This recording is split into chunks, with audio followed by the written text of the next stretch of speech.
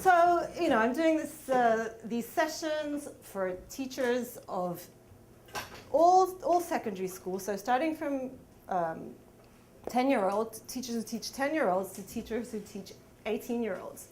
Okay, and 25 teachers each time, 25-hour face-to-face, and this should happen during the next year and the year after that.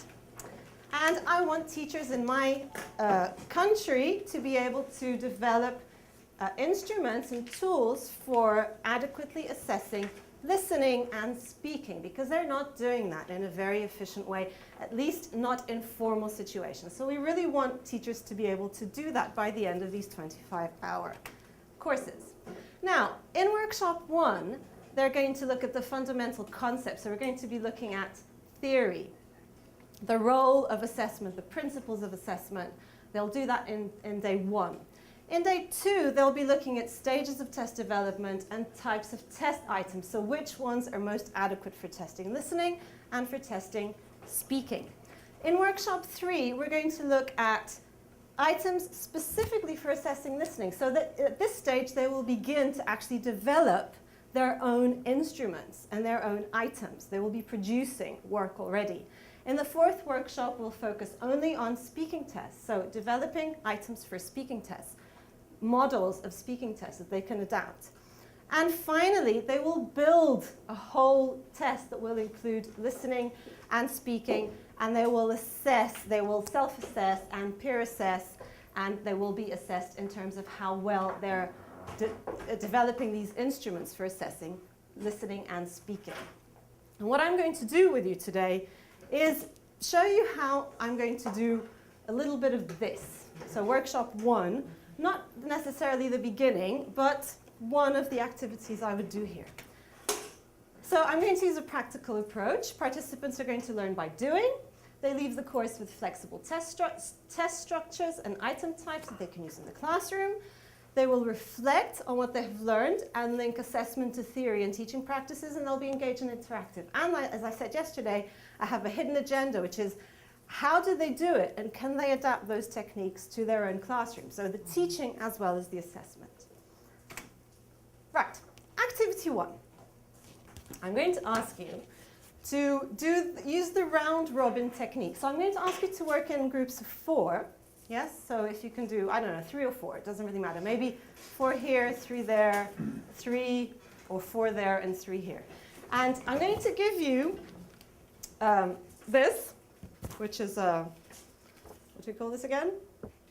Concept map. Yeah.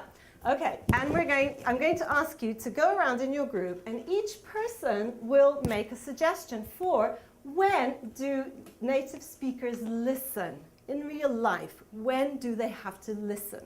So think about your own language. In your real life, when do you have to listen? In which situations? Think of practical situations in which you have to listen. Can I have just an example from anybody in the class?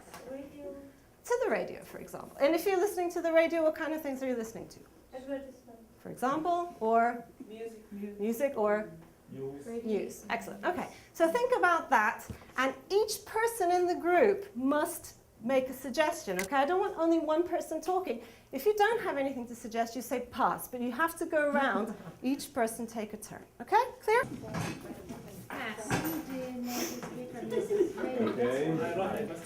I'm going to say directions. Yes. When you buy Yeah, Shut the door.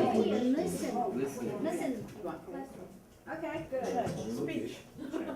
When listening to children. No, when Like good, like kids. Okay. communication. Get some information. Doctor's office. Me Doctor's orders.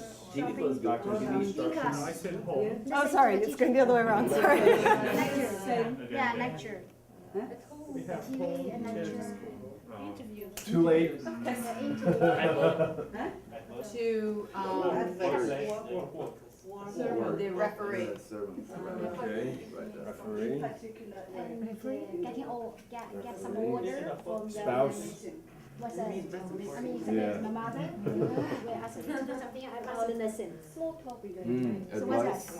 Yeah. Okay, yeah. Now we Getting are free. advice. So my mother That's good. says something I cannot do something, I just listen. And we didn't say, how about nature? Just in order. Somebody, When you Movies. listen to people with more authority, you listen to police, you listen to judges. But they're listening authority. yes, We have lots of different situations in which native speakers have to listen. Now, how can we use what you have there as teachers how can we use that in the design of our listening tests? Very good. Okay, so that is one of the principles of assessment, authenticity. What I'm going to do now is I'm going to ask you to become experts on different principles of assessment. Okay? Each group is going to be given one of the principles of assessment.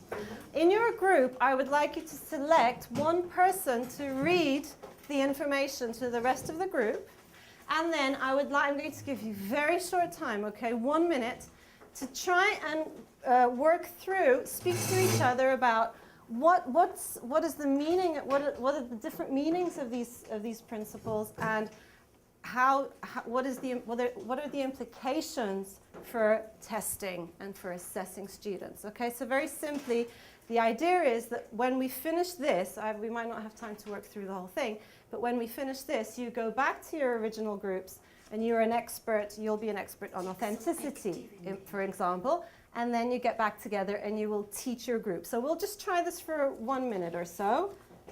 No. Now the idea, of course, I'm not going to ask you to do this because we don't have much time, but and of course, as you know, this would be a one-day workshop, so the teachers would have much more time to work through it. But the idea is you specialize and then you go and teach what you've processed to your original group, and we would be doing some team building before that, so you would feel that